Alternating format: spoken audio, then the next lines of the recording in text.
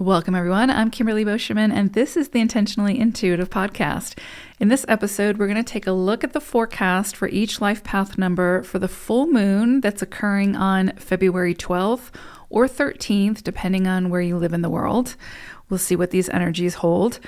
Before we get into the forecast, this, of course, is a general forecast. If you would like a personal numerology reading where we'll take a look at your own personal numerology and your own personal forecast, you can book some time with me. My information is in my description box below.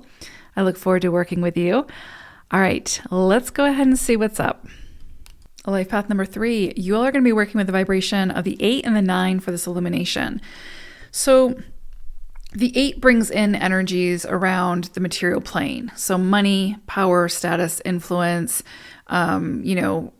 career, being the expert at something, gaining some kind of greater expertise in some area.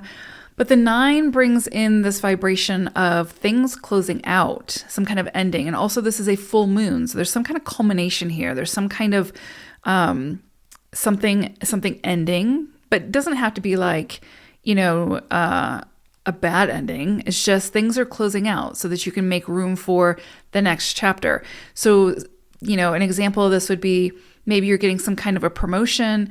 So you're tying up the loose ends of the old job, you're going to the new job, and that new job brings with it new responsibility or more responsibility, as well as increase in money, finances. That's very, very possible under these two energies. Other things that could come into play under these vibrations would be some, coming into some kind of inheritance or, greater sum of money than was expected.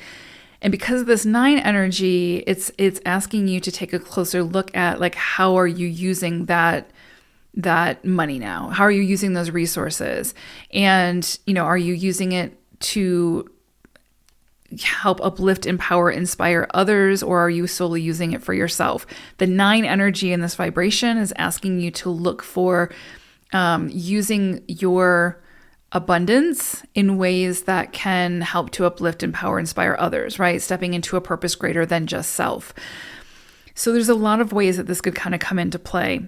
This would be an excellent time for philanthropy, for volunteering, for sharing your expertise, your resources, in a way that can help to, again, uplift, empower, inspire others in some way where you're not overly concerned about your return of investment.